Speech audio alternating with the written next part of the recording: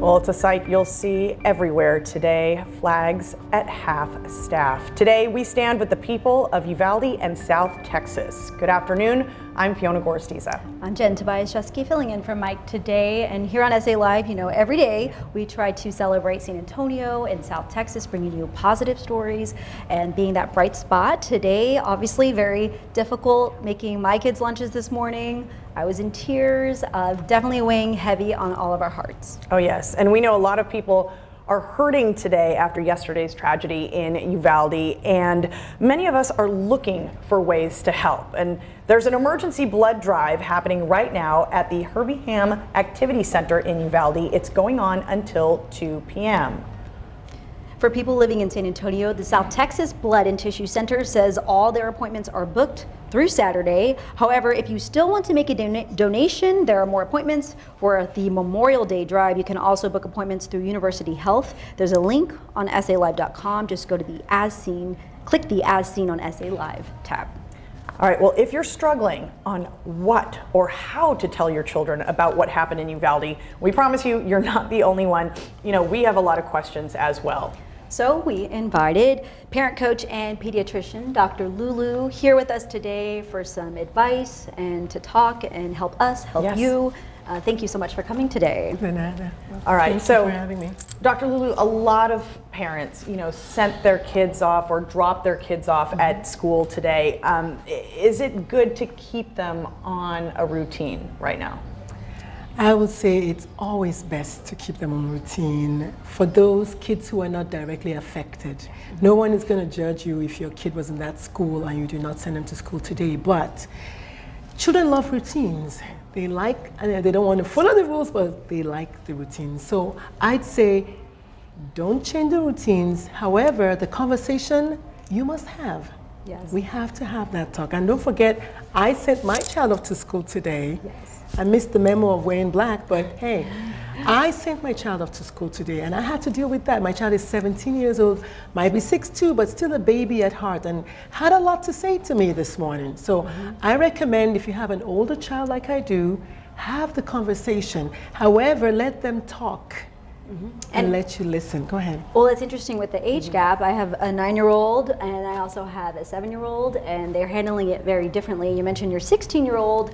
One of them wants to talk about it in my family. The other, very compassionate. You know, so how do you know when you're pushing too much, and how do you open that up for them to talk? Let me just say you would know. All parents know. Your heart will always tell you. However, if your child is the kind of child that doesn't want to talk, then don't push it. Because what you're going to do is push them further into the space of not wanting to talk. Do other things. Find other ways to engage your child.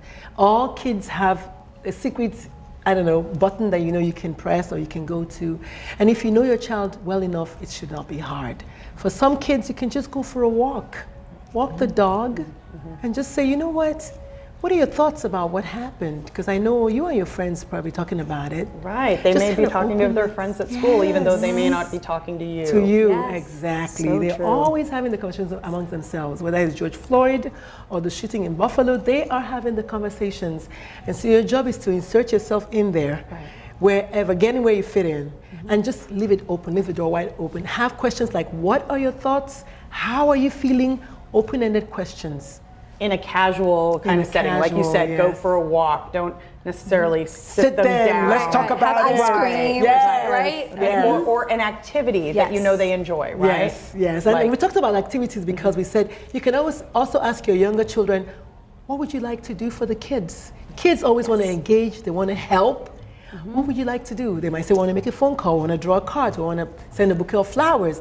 Let the children lead, let them lead you with these kind of things because it's unprecedented. Nobody knows what's going to happen. We're not premeditating. This is just purely happening in real life.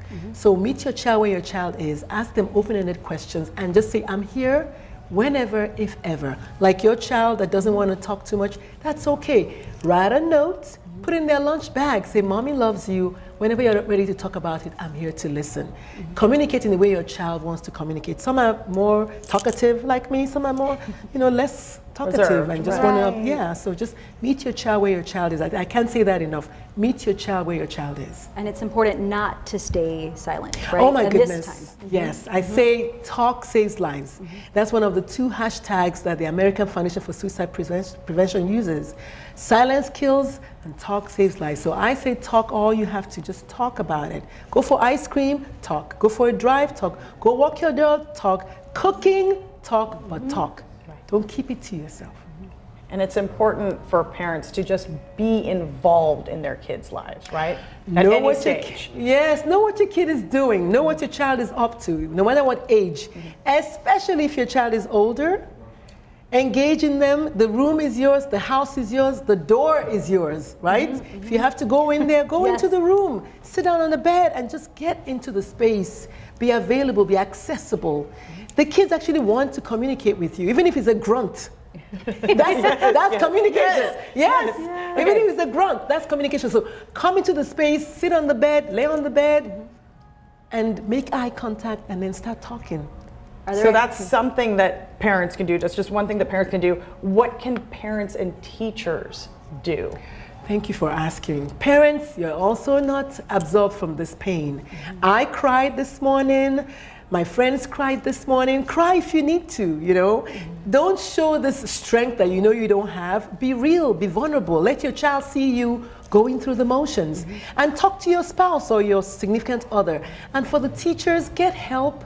We all know that the month of May is Mental Health Awareness Month. So and in fact, this weekend is Memorial Day weekend. I mean, this is a weekend where we all need to cry if we need to. Adults, don't try to be strong and don't try to, you know, be macho. It's okay to cry if you want to. And to me, I'm going to start crying if I keep talking. So let's just, We open that conversation, and you have plenty of resources online available to chat, and you're available as a parent coach for families. If you need it, you can head to our website, salive.com. We have her information there, and then just click the As Seen on SA Live tab. Okay. All right. We will be right back with more after this.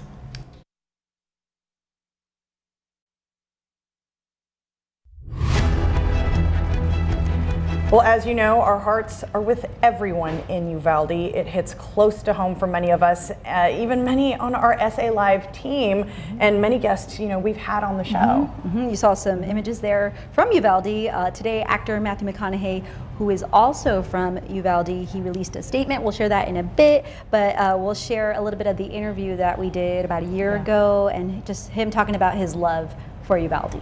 Take a look. Welcome, Mr. Matthew McConaughey. Hello, sir. How you doing, Jen? Hey, thanks for having me. I like the introduction. Yes, I am from Texas. Born in Uvalde, raised along school in Austin. Yes, indeed. This time last year, you and your family were actually surprised everybody down in Uvalde, didn't you, with the Chamber of Commerce event? Yeah. That's right. We took Mom down there, got both my brothers together. Went down there, and we like to look for a reason to get down to South Texas. And that was good to go back home, see some old friends that, I saw ones that knew my mom and dad, that were friends with mom and dad. Some of them that were friends with my dad since he's passed away in '92. Then I saw some of my oldest brother friends and my middle brother friends. Very few of my friends, people that I knew, extended families. So, you know, it's also fun going back and you see your house you live in when you all go back to a kid. You ever done that? Oh yeah. And in that room that was so huge, I mean, everything is shrunk. I agree. That room, I thought that was a football field. No, actually, I have to duck, and it's about 20 feet long. Yeah. In his book, Green Lights, Matthew shares stories growing up in Uvalde with his parents and 2 older brothers. Every so often, he still finds inspiration on those Texas roads. When I'll go on road trips to go write or prepare for a character, I always try to plan them where I can sneak through those towns and stay a day or two and have a little look and swing through as a stranger. But I also like to, if I can go in like this, and I like looking back and going, oh yeah. It reminds me. I go back to Uvalde. I'm like, yeah, we grew up in like in a rancher's town. We were out here. That's right. This is where I learned 4-H. Oh yeah, this is beautiful down here. You got the rivers, the spring-fed rivers, which we went and swam in. Oh yeah, I remember. I learned to swim in the Frio after the Llano. And then I go to Longview and I see how it grew. And I go back to that place. I try to find that treehouse that I built. It's not there. I don't know where it is, but I dream about it. I think about it. Wow, this place has grown. Dr. Rosenberg, if you're out there, we would go visit. We would drive from Uvalde to Dr. Rosenberg. I had tubes in my ears 7 times.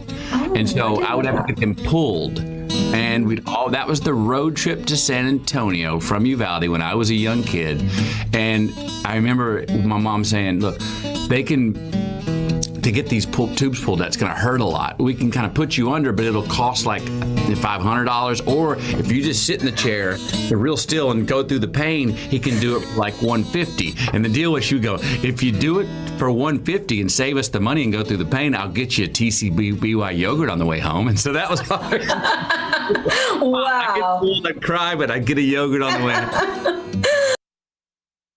Home, he mentions going on the way home back from San Antonio, just putting in perspective how close it is to San Antonio, Uvalde, and he did post something today on his Instagram, so we're sharing a little bit of that, and I know near and dear to his heart, that is his hometown. He talks a lot about it. Yes. The interview was with his book Green Lights, and a lot of that is in there, so just those Texas ties. And what he says there at the end, those who dropped off their loved ones today, not knowing it was goodbye, no words can comprehend, of course, but if prayers can help, of course they can help. Yes, Okay. so obviously hitting a lot of people close to their hearts. A lot of, even our staff here have connections. I know our director does, and the guest you mentioned, right? And Yep. we did a whole show in Uvalde as well. Yeah. So near and dear to our hearts, Yes. for sure. All right. Well, as we continue, of course, to send prayers and love to families in Uvalde, we also want to share how folks in our community are helping during this tough time. That's right. We're finding many different ways that you can support the city of Uvalde. So here, right now, we want to share a few of those, and that includes Folklore's Coffee House. They are asking people to stop by and write words of encouragement on cards they have available there at their coffee shops in town. Owner Chef Tatu Herrera shared on his Instagram that they plan to deliver them despite school already being over for the school year. He's going to find a way to get them to the staff members there. And again, we can't reiterate this enough. Donating blood can help tremendously. If you can't make it to the South Texas Blood Drive by 2 p.m. today, University Health System officials tell us their donor room has availability all week. So please schedule online. We have a link at salive.com. Just click on the As Seen on SA Live tab.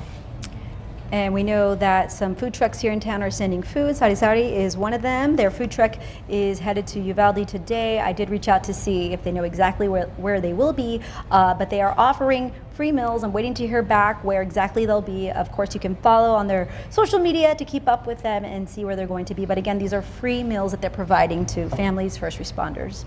The San Antonio Legal Services Association is asking for volunteers to assist the Uvalde shooting victims and families. Okay, there is the information up on the screen. Email availability to Uvalde response at sa-lsa.org. And Mayor Ron Nirenberg announced today that there will be an interfaith community at 6 p.m. This is a time where people can come together in solidarity. They can pray and obviously send lots of prayers to the people in Uvalde. And therapy animals of San Antonio are deploying their specially trained crisis therapy teams or care teams to Uvalde. They will be available to help any families, first responders, or anyone in the community dealing with grief.